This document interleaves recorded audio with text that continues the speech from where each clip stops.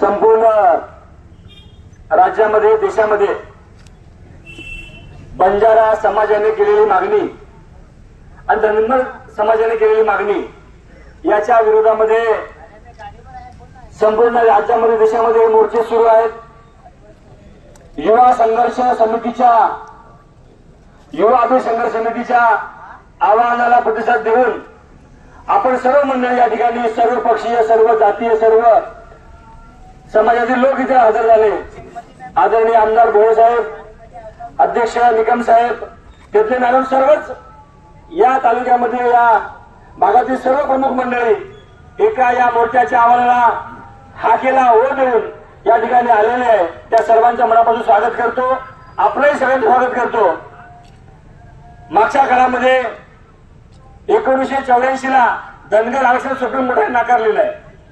त्यानंतर मधल्या काळामध्ये पुन्हा मागणी सुरू झाली आणि पुन्हा एकदा 2024 ला 23 मार्च 2023 ला पुन्हा सुप्रीम कोर्टाने धनगरांची आरक्षणाची मागणी सुप्रीम कोर्टाने फेटाळलेली आहे। आता गॅझेटियरचा विषय आला, जरांगे पाटलांनी मागणी केली की मराठा समाजाला जसं गॅझेटियरमध्ये आरक्षण आहे तसं आम्हाला द्या आणि त्यामध्ये उल्लेख आहे की जाती आपण जमातीमध्ये म्हणतो।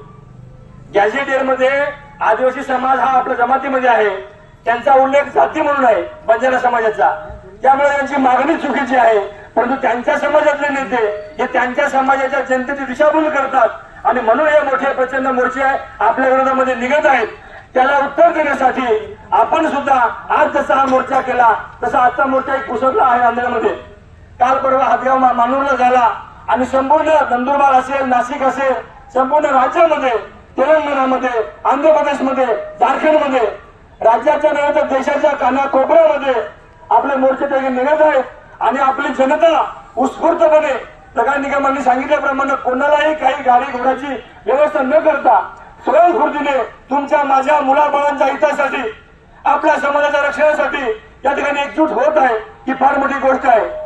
म्हणून उठ आदिवासी जागा हो, आरक्षणाचा धागा हो या घोषणेच्या माध्यमातून संपूर्ण काश्मीर पासून कन्याकुमारी पर्यंत आपला समाज जागा झालाय। हे आपल्या समाजासाठी अतिशय हिताचं आहे आणि आपले हक्क, आपले आरक्षण याचं रक्षण करण्यासाठी ही लढाई आपल्याला सुरू ठेवावी लागेल। येत्या 3 किंवा 5 तारखेला आपला मोर्चा पालघरला होणार आहे। आपल्या सगळ्यांना सुद्धा आवाहन आजच करतो की एक मोठा त्याच्यापेक्षा 10 पटीने आपला समुदाय त्या ठिकाणी आपल्या मुलाबाळांच्या हितासाठी त्यांच्या हक्काच्या रक्षणासाठी जमवलं पाहिजे, जमलं पाहिजे असं आवाहन करतो। आदरणीय आमदार साहेब आणि त्यांच्या सगळ्या सहकाऱ्यांनी आम्ही सर्व लोकांनी त्या ठिकाणी एक नुसतं आवाहन केलं, आपण सर्वजण इथं मोठ्या प्रमाणामध्ये आलात। धनगरची लढाई आपण जिंकलेलो आहे, ही पण लढाई आपण जिंकणार आहे कारण बाबासाहेबांनी दिलं संविधान हे तुमच्या आमच्या बाजूने आहे, आपल्या बाजूने आहे, कायदा आपल्या बाजूने आहे। त्यामुळे कुठलीही शक्ती आपला तरी हक्क येऊन घेऊ शकत नाही। आदिवासी समाजाचं आरक्षण पाहिजे असेल तर त्याला आदिवासीमध्ये जन्म घ्यावा लागेल हे सांगायला काय कुठल्या युद्धाची गरज नाही। त्यामुळं ज्या लोकांनी बंजारा समाजाला, धनगर समाजाला ज्यांनी एक डोक्यात घातलंय की तुम्ही मागं आम्ही देऊ, त्यांचा निषेध केला थोडा कमी आहे। जातीमध्ये समाजामध्ये भांडण लावून काही लोकांना स्वतःची राजकीय गोळी भांडायची आहे, पण त्याचा डाव हाणून मारल्याशिवाय तुमचा माझा समाज स्वस्थ बसणार नाही हे आजच्या घटनेत या ठिकाणी दिसत आहे। त्यामुळं निश्चितपणे डोळे जागृत ठेवून आपल्याला ही समाजाची लढाई लढावी लागेल।